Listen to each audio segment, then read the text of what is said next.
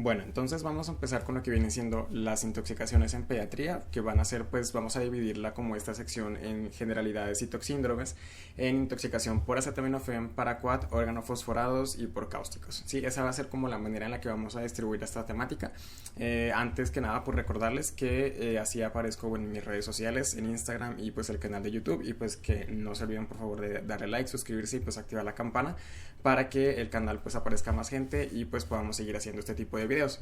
Entonces vamos a hacer como todo lo más enfocado y lo más directo posible tanto en el diagnóstico y en el abordaje de las intoxicaciones, como menciono ahorita, de manera general, y posteriormente vamos a hacer como más específico por acetaminofén y las demás.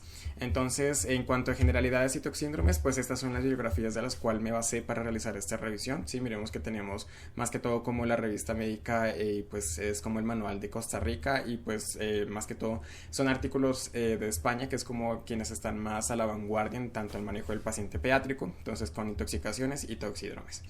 Entonces, pues como una pequeña introducción, mencionar que las intoxicaciones actualmente en la edad pediátrica constituyen un problema importante de salud pública, ya que se dice que hasta 1 de cada 300 consultas en el servicio de urgencias van a ser producto de una exposición a una sustancia tóxica, que ahorita vamos a mencionar cuáles son las más comunes. Se dice que, digamos, a pesar de que esta es una de prevalencia bastante alta o relativamente alta, solamente el 15 al 20% como tal va a requerir un manejo intrahospitalario, o sea, solo el 15 al 20% de los niños van a requerir ser hospitalizados, y solo el 0.5 al 1% va a requerir como tal un manejo mucho más avanzado en unidad de cuidados intensivos. Por lo tanto, el mensaje aquí es que a pesar de que sea una entidad relativamente frecuente, vamos a ver que muchas sustancias no producen toxicidad sistémica tan grave que requiera pues manejo tan, digamos, alarmante como en una unidad de cuidados intensivos.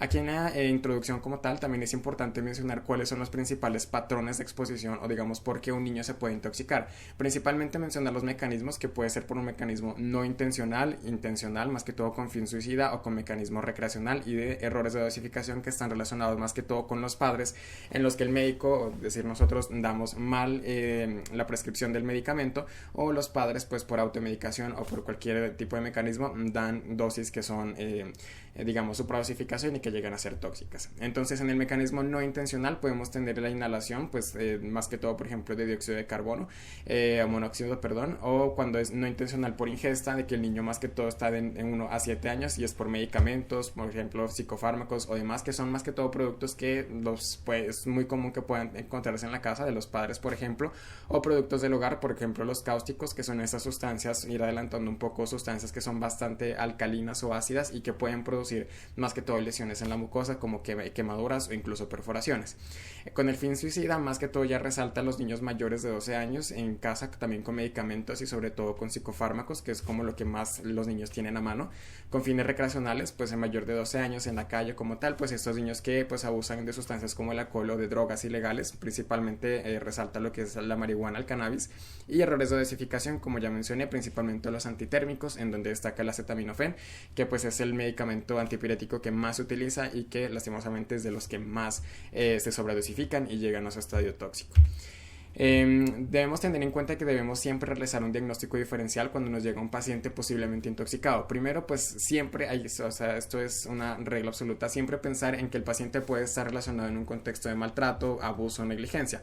Más que todo, cuando nosotros sospechamos este tipo de casos, cuando estamos hablando de una historia clínica que es poco consistente, que son niños pequeños intoxicados por drogas ilegales, o por ejemplo aquí el decir historia clínica inconsistente es decir que un paciente que sea bastante pequeño no puede pues manipular digamos por sí mismo envases de medicamentos o abrir pastillas de medicamentos y consumirlas. Entonces pues esto ya es algo que nos prende una alarma, y pues que el paciente tenga consultas repetitivas con el mismo digamos motivo de consulta.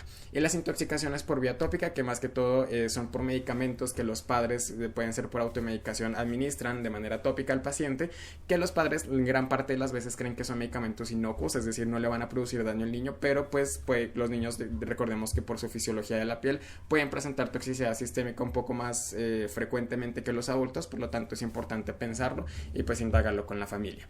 ¿Cómo nosotros debemos actuar frente a un paciente intoxicado? Primero, recordemos que la evaluación siempre debe ser rápida, ordenada y nuestro, digamos, propósito va a ser valorar y estabilizar al paciente. ¿Cómo vamos a realizar esto? Pues principalmente recomienda lo que es utilizar el triángulo pediátrico, que es valorar tres aspectos como es la apariencia, la respiración y la circulación. Pues obviamente un niño que nos llega letárgico o inconsciente no es lo mismo que un niño que nos llega totalmente alerta o que está respirando pues agónico o con una taquimia bastante marcada o que nos llega en shock. Entonces hay que tenerlo en cuenta.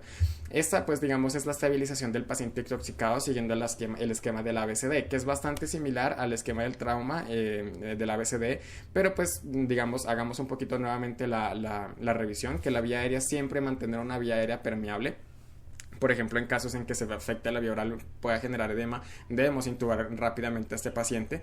La respiración, pues más que todo iniciar soporte respiratorio, puede ser administrando oxígeno por canula nasal, por Venturi y demás, recordando que pues hay cierto tipo de intoxicaciones que no van a requerir como tal de manejo con oxígeno, como por ejemplo el paraquat, que recordemos que lo veremos más adelante en el próximo capítulo, pues empeora el cuadro por la exposición a radicales libres.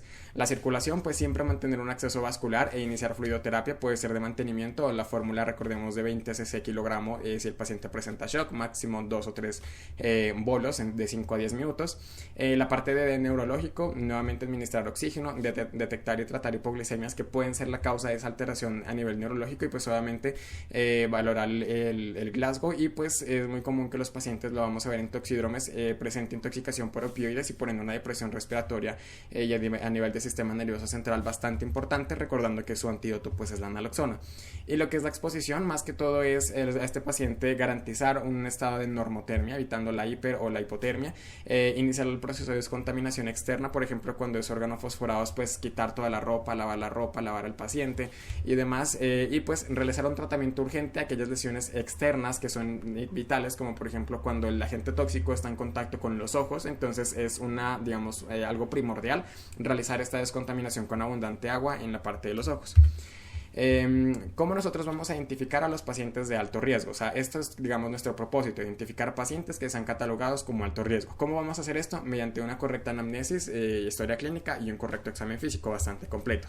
Hay unas situaciones que nos dicen, este paciente sí o sí ya está catalogado como paciente de alto riesgo por la intoxicación. Primero, pues que llegue con signos y síntomas derivados como tal de ese proceso de la intoxicación. Segundo, que haya ingerido una sustancia que sea posiblemente tóxica como tal, a su dosis que ya vamos a mencionar que es considerada tóxica, o a dosis simplemente desconocida. El hecho de que no sepamos qué dosis consumió el paciente ya es un factor de riesgo.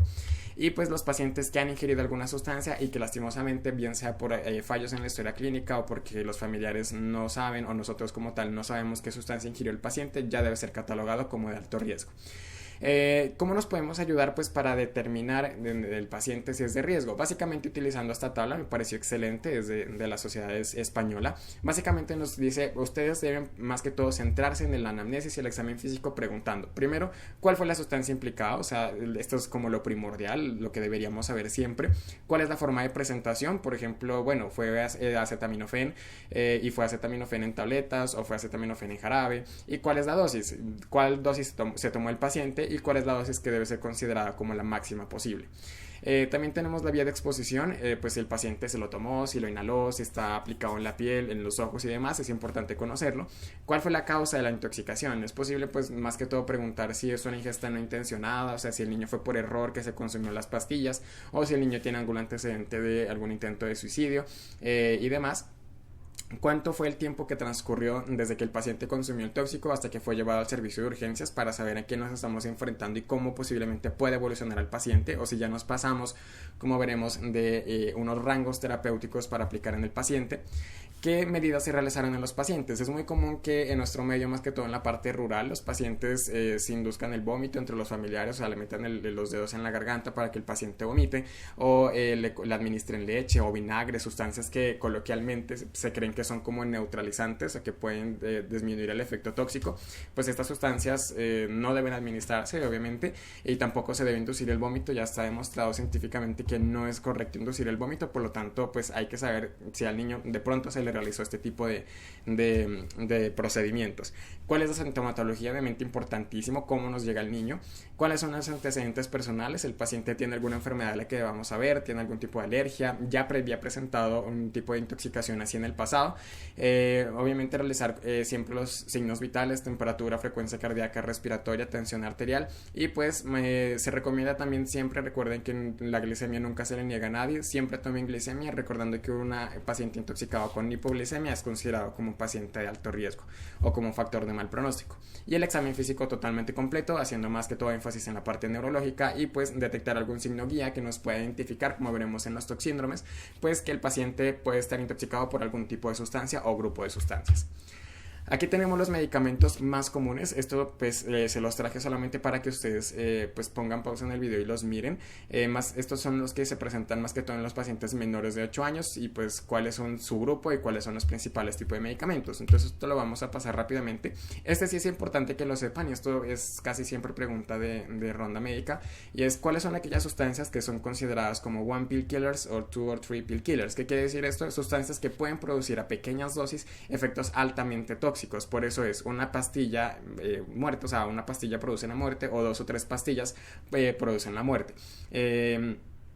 Lo que dice aquí, un comprimido alcanza la dosis letal para un niño de 10 kilos. Miren que tenemos medicamentos que la verdad suelen ser bastante comunes. Miren que está el amlodipino, está el verapamilo, está el tramadol. Entonces pues hay que tenerlos en cuenta. Bueno, morfina, oxicodona, que no son tan comunes tenerlos en casa, por así decirlo, pero pues que hay que tenerlos en cuenta.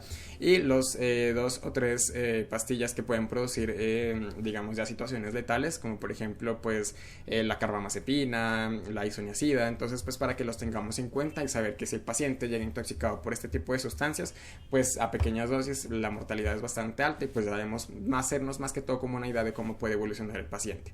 Medicamentos o productos sanitarios que puedan ser tópicos o anestésicos locales, pues como para tenerlos en cuenta, no es que sean bastante importantes a nivel clínico, y pues productos no sanitarios como pues hidrocarburos, organofosforados, que eso sí es importante y lo vamos a ver más adelante en otro episodio. Esto también es como para que ustedes le tomen una captura. Lo que sí me interesa y que es como lo más común de que llegue al servicio de urgencias es lo que viene siendo intoxicaciones por paracetamol o el acetaminofén. Recordemos que la dosis tóxica, si les llegan a preguntar en la ronda médica, lo más común es que la respuesta correcta sea más de 150 miligramos kilogramo en una toma. Pero pues España, los españoles dividen esta dosis tóxica dependiendo de la edad del paciente, que es básicamente lo que se debería hacer. Pero como les digo, lo más común es que se utilice 150 miligramos kilogramo en una toma, o en neonatos y lactantes 75 miligramos. Y aquellos que ya son adolescentes se dice que puede ser intoxicación con 8 gramos. Esto lo vamos a ver más adelante, específicamente en intoxicación por acetaminofén, que se clasifica la intoxicación en una intoxicación aguda o crónica cuando son dosis repetidas, o sea, al paciente no se le da todo el medicamento en una sola toma, pero sí son dosis bastante altas por un tiempo bastante prolongado que producen la intoxicación. Entonces aquí también tenemos más de 200 miligramos kilogramo o más de 8 gramos en 24 horas o más de 150 en 48 horas y demás. Como les menciono, no me voy a detener mucho en esta parte, solamente es como para que ustedes sepan que está ahí, lo puedan pausar el video y pues que puedan realizar digamos el análisis mucho más completo, pues dependiendo del caso que ustedes se enfrenten. Por ejemplo, el ácido acetil salicílico, más de 150 miligramos kilogramo, que es como también más importante. De los antidepresivos tricíclicos, porque es bastante común que los pacientes con diagnósticos a nivel psiquiátrico utilicen este tipo de medicamentos, o que los padres o de alguna manera estén en la casa. Entonces pues también son importantes tenerlo en cuenta. Miren, amitriptilina, por ejemplo, los más comunes. Antipsicóticos y anticomiciales, pues como para tenerlos en cuenta. Como les menciono, estas son las dosis consideradas como tóxicas. Y también es importante reconocer aquellas sustancias que, a pesar de que se consuman o que puedan parecer que son tóxicas, no van a producir como tal un efecto de toxicidad sistémica en el paciente. ¿Por qué es importante conocer esto? Porque al saber que el paciente está intoxicado por una de estas sustancias, ya sabemos que el paciente muy probablemente tenga pues una evolución bastante favorable, y nosotros como médicos no vamos a requerir realizar gran cantidad de exámenes médicos que pueden generar gastos, que pueden generar mayor movilidad en el paciente, y pues como también para darle tranquilidad a la familia, que es, recordemos, en el ambiente pediátrico la tranquilidad del familiar es bastante importante. Entonces, si el paciente, por ejemplo, miren, llega intoxicado con bronceadores, pues obviamente hay que hacer todo el manejo que mencionamos anteriormente, pero sabiendo que es una sustancia que produce baja toxicidad sistémica y que no va a ser, digamos, tan alarmante o tan letal, o que aumente de manera significativa la morbimortalidad en comparación a un paraquat, por ejemplo, que la mortalidad es altísima. encima. ¿Sí? Entonces hay que tenerlos en cuenta. Miren, por ejemplo, el yeso, la warfarina, entre otros, pues como para tenerlos en cuenta. De agua oxigenada, entre otros. Pasando ya reconocimos al paciente intoxicado en la medida de que el paciente llega con pues realizamos la primera aproximación con la anamnesis y el correcto examen físico y continuamos con el tratamiento de soporte y los procesos de monitorización. Entonces, primeramente ya reconocemos que el paciente es una situación de riesgo y que estuvo en contacto con sustancias tóxicas. Primero, si el paciente tiene esa como, digamos, signos o síntomas o decimos que tiene una toxicidad como tal, siempre hay que canalizar un acceso venoso, ya lo vimos en el manejo ABCD. Si el paciente, digamos, por su sustancia puede presentar algún tipo de cardiotoxicidad, realizamos monitorización cardíaca y es muy importante reconocer aquellos casos en los que se debe realizar monitorización de algún tipo de sistema o aparato específico, como por ejemplo la intoxicación por acetaminofén, en el que debemos realizar monitorización más que todo a nivel hepático, que es donde más produce su toxicidad y necrosis de los hepatocitos y demás, que eso lo vamos a ver más adelante. El tratamiento, más que todo, tenemos unas indicaciones para realizar descontaminación gastrointestinal, que es otro de los pilares, o sea, administrar sustancias que nos permitan disminuir la absorción del tóxico en el cuerpo o como tal eliminar el tóxico. Primero, pues debe cumplir el paciente con algunas situaciones. Primero, que sea una sustancia considerada recuperable, o por ejemplo en el caso del carbón activado, que sea considerada que el carbón activado va a disminuir su absorción. Ya vamos a ver que no todas las sustancias cumplen con esta característica. Que el paciente haya tenido la ingesta del tóxico en un periodo menor de 2 horas, o incluso algunos autores dicen que debe ser menor de 1 hora, más que todo porque pues es el momento en el que el tóxico aún puede estar a nivel gástrica, tomando en cuenta que existen algunas situaciones de hipoperistaltismo, o sea que el paciente tiene retraso del vaciamiento gástrico y por ende podríamos realizar la descontaminación gastrointestinal un poco más tarde, como por ejemplo en intoxicación por opioides, en paciente que llega en estado de coma o entre otros que pues producen disminución del vaciamiento gástrico. Cuando el paciente no tiene riesgo de aspiración o nosotros tenemos control de vía aérea. ¿Qué quiere decir esto? Que el paciente esté consciente, es decir, que tenga su reflejo nauseoso pues conservado y que digamos tenemos esa certeza de que no se va a broncoaspirar así de la nada, o pues que por la situación o por el contexto clínico del paciente pues lo tenemos intubado, entonces la vía aérea está totalmente permeable y vamos a evitar el riesgo de broncoaspiración. Y no hay contraindicaciones específicas para el procedimiento que ya las vamos a mencionar. Entonces tenemos primero la descontaminación con administración de carbón activado, que lo que hace es disminuir la absorción del tóxico a nivel gastrointestinal. ¿Cómo lo vamos a administrar? Recuerden esta dosis, es bastante fácil, 1 gramo kilogramo por vía oral, se dice que lo podemos diluir en agua o en jugo, recordando que máximo podemos utilizar 25 gramos en menores de 14 años y en mayores de 14 años hasta 50 gramos. ¿Cuáles son las contraindicaciones? Pues como ya mencionamos, que el paciente no tenga su vía aérea protegida, es decir, que nos aumente el riesgo de broncoaspiración, lo cual pues queremos evitar totalmente. Que el paciente tenga algún proceso de obstrucción gastrointestinal o que esté cursando o tenga riesgo de presentar hemorragia o perforación. Perforación gastrointestinal, ¿en qué caso? Principalmente, como es la otra contraindicación, en ingesta por cáusticos o hidrocarburos que producen esa quemadura y que pues producen la perforación a nivel principalmente del esófago, incluso a nivel gástrico. Recordemos lo que habíamos mencionado, que deben ser sustancias que son absorbibles por el carbón activado. Recordemos la mnemotecnia FILES, que nos dice sustancias que no son absorbibles por el carbón activado. O sea, cuando el paciente tiene intoxicación por estas sustancias, no debemos utilizar carbón activado, o pues no se debería, porque se ha demostrado que no disminuye como tal el proceso de absorción del tóxico. Entonces tenemos lo que son las pesticidas, la P de pesticidas, H de hidrocarburos, A de ácidos, álcalis y alcoholes. Recuerden esto de ácidos y álcalis por los cáusticos, que vamos a ver que está contraindicado, como ya lo mencionamos, utilizar carbón activado. La I de hierro y pues otros metales pesados, la L de litio y la S de disolventes, ¿sí? Entonces recuerden FILES para las sustancias que no se recomienda administración del carbón activado. También tenemos otras, digamos, técnicas de limpieza gastrointestinal, como es el lavado gástrico, que básicamente se utiliza si el tóxico se ingirió 1 hora previa a que el paciente llegue al servicio de urgencias, pues para poder realizarlo, y pues que sea una sustancia potencialmente peligrosa para la vida y que pues dado el caso de que no sea absorbible por el carbón activado, o no tengamos carbón activado, que es bastante raro.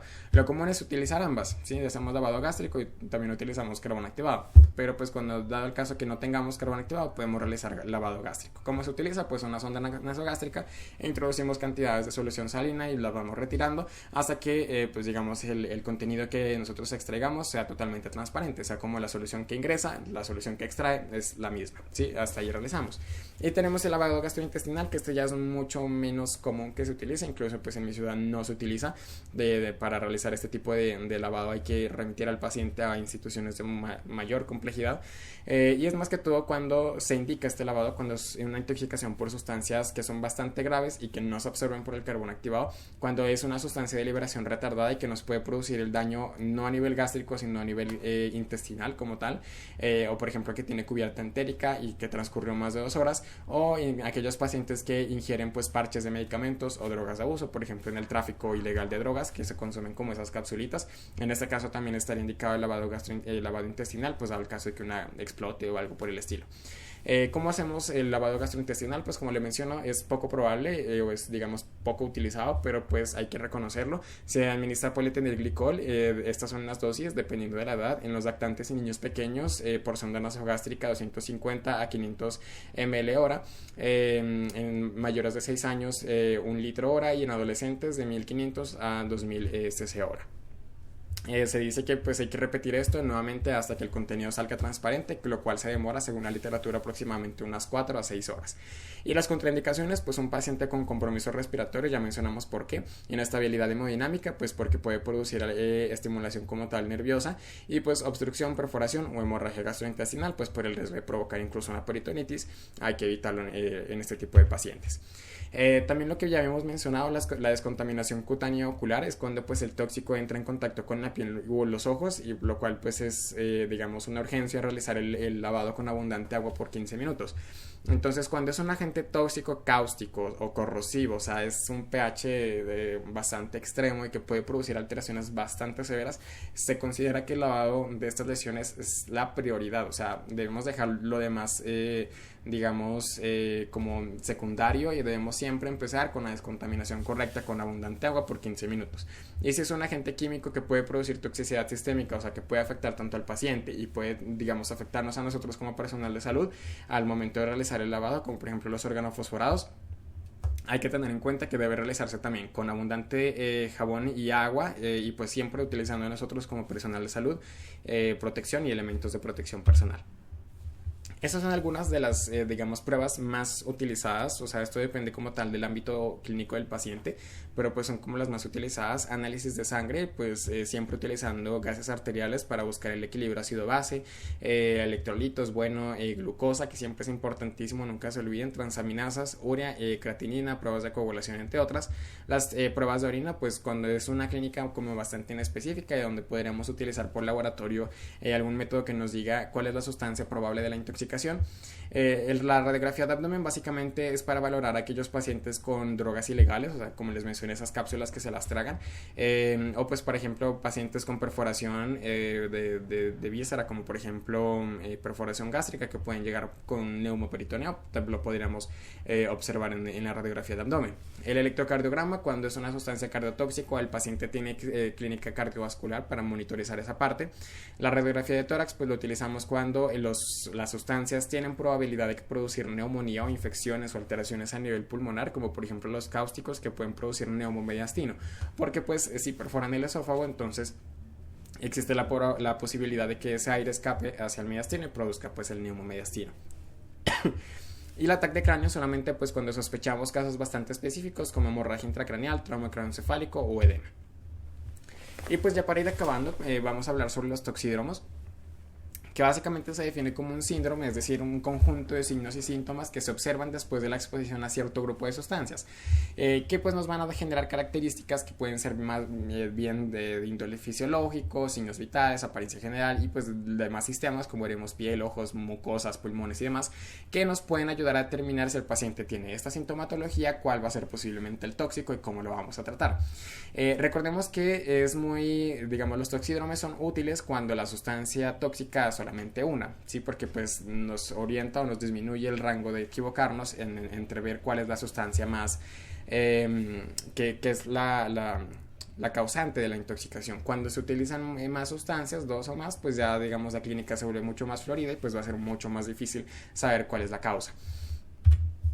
Entonces, esto es como repetir un poco de lo anterior. Recordemos que el diagnóstico se realiza con la historia clínica, antecedentes del paciente, cuánto fue el tiempo de exposición, cuánto se demoraron y pues datos extra como por ejemplo si en el lugar en el que recogieron al paciente había como un olor extraño, había una carta de suicidio, había, yo qué sé, había envases de pastillas o algo por el estilo, entonces hay que tenerlo en cuenta. Y más que todo como los olores, por ejemplo los organofosforados tienen un olor característico y es importante tenerlo en cuenta.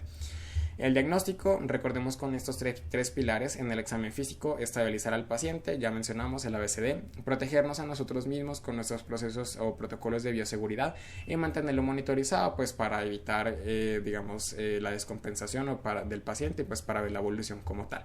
Esto es lo mismo que ya mencionamos: piel, ojos, boca, tórax a nivel gastrointestinal, extremidades y sistema nervioso, que es donde debemos nosotros más que todo hacer más énfasis. Por ejemplo, en la piel, si el paciente tiene algún sitio en donde pueda inyectarse o tenga como tal la lesión de la inyección, entonces es como importante buscar en el paciente, y pues todo lo demás que ya lo hemos mencionado anteriormente. Pues es una tabla como resumen que nos dice si el paciente tiene, digamos, coma, estos son los posibles agentes tóxicos. Si el paciente tiene hipertermia o hiperemia, pues el paciente puede presentar intoxicación por ese tipo de tóxicos. Nuevamente aquí lo dejo como para que le den pausa y la revisen con mayor tranquilidad, pero pues nos vamos aquí está: continúa, presión arterial, cardíaca, esfuerzo respiratorio. Pero vamos a hablar de los cuatro principales, que es el toxíndrome anticolinérgico, colinérgico, por opioides y por cocaína o por simpático-miméticos. Entonces, el toxíndrome anticolinérgico, entonces recordemos, al decir anticolinérgico, la causa, todo esto anti, o sea, antihistamínicos, antidepresivos, antropina, bueno, que es casi, e incluso la escopolamina. Básicamente, estas sustancias lo que hacen son agentes, como menciona, anticolinérgicos que inhiben los receptores muscarínicos y pues que básicamente están relacionados con una activación excesiva del sistema nervioso parasimpático, que recordemos, inerva sistemas como órganos, digamos como los ojos, el corazón, el sistema respiratorio y demás, y por ende va a presentar al paciente su sintomatología. ¿Cuáles son entonces las alteraciones o la clínica de un paciente anticolinérgico? Es un paciente seco, bastante seco y bastante caliente, así se le llama. Incluso hay una como mnemotecnia que dice que el paciente está seco como una pasa, loco como una cabra, ciego como un murciélago, cosas así. Entonces, ¿por qué? Pues porque el paciente llega con alteración del estado mental, llega con midriasis, o sea, pupilas extremadamente dilatadas. Como le digo, la piel es bastante seca, el paciente llega como rojo, como a pesar de que tenga la piel como caliente, no suda, que es algo también importante. Es un paciente seco, las mucosas son secas, el paciente no suda y por ende tiene riesgo de presentar hipertermia, es decir, el paciente al no sudar presenta elevaciones de temperatura y muy posiblemente como veremos, a la causa de su muerte. Sí, entonces mucosas secas y el paciente básicamente presenta una depresión de todos sus sistemas. Miren que hace retención urinaria, retención de líquidos, disminución de ruidos intestinales, estreñe y demás. El toxíndrome colinérgico es todo lo contrario al anterior, o sea, es un paciente que las sustancias lo que hacen es activar estos receptores muscarínicos y también los receptores nicotínicos. Aquí como es de los más importantes porque es el causado por los organofosforados, que vamos a ver en los próximos capítulos, y pues es básicamente todo lo anterior y lo demás. Sí, entonces recordemos que los muscarínicos son secreciones y los nicotínicos son la parte del sistema muscular. Entonces el paciente ya no es seco, sino que es extremadamente mojado, por así decirlo.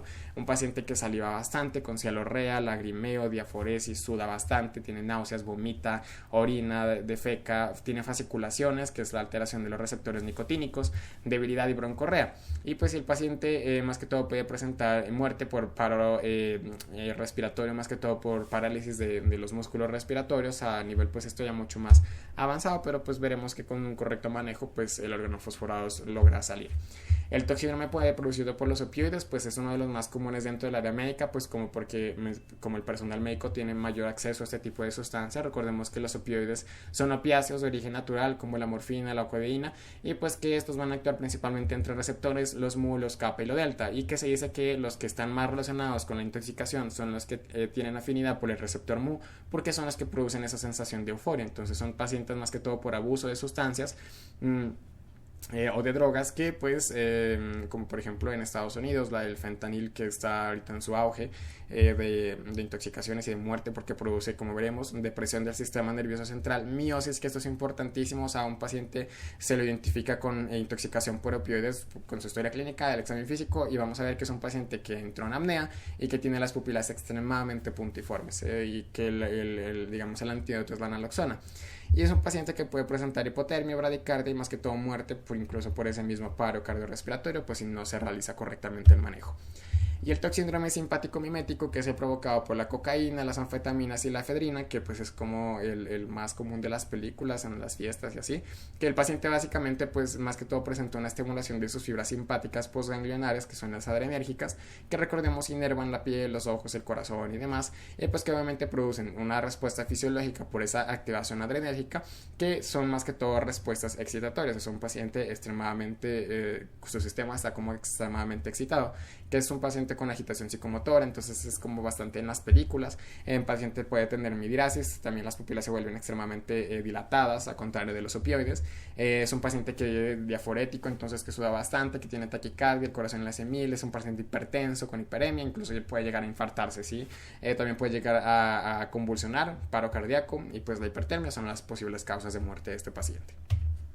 Y listo, entonces esa era como la primera parte de esta sección, que es hablar sobre las intoxicaciones en cuanto a sus generalidades. Ya vimos cuál es el abordaje inicial, cuáles son, cómo debemos nosotros enfocar la historia clínica, la estabilización del paciente, cómo debemos hacer las preguntas para saber cuál es el posible tóxico causante de la patología del paciente. Y pues vamos a continuar posteriormente con acetaminofén y con paraquat, que son como los más corticos, por así decirlo. El acetaminofén es principalmente el más cortico, es bastante concreto el manejo, y vamos a hablar sobre paraquat, sobre organofosforados y sobre los cáusticos, que son como las principales intoxicaciones a nivel de pediatría. Entonces nuevamente les recuerdo, pues así aparezco en las redes sociales y en el canal, y pues no olviden darle like, suscribirse y activar la campanita. Entonces pues nos vemos en el próximo video y los veo en los comentarios. Muchísimas gracias y nos vemos.